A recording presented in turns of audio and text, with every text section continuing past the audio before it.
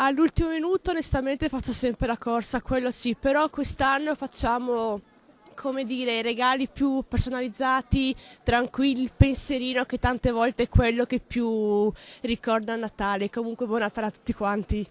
Solo proprio uno o due, le ultime cose. Già comprato tutti i regali? Pochi, no tutti, perché non ci sono soldi. È ancora presto per fare un bilancio definitivo, ma una cosa è certa, la crisi non è ancora finita e anche in questo Natale di difficoltà economiche i consumi restano al palo.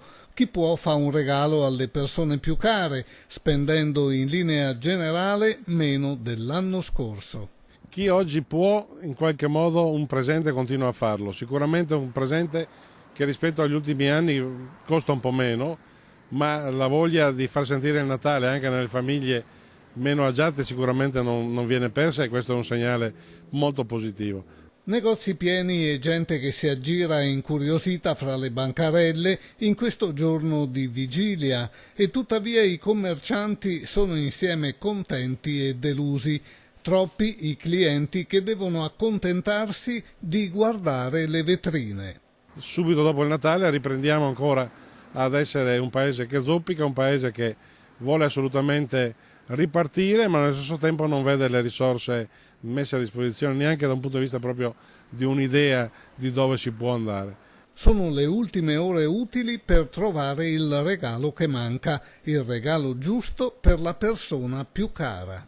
Comprato già tutti i regali? Magari sto cercando gli ultimi pezzi, guardi, perché è una tragedia, arriviamo tutti stressati a questo periodo qua.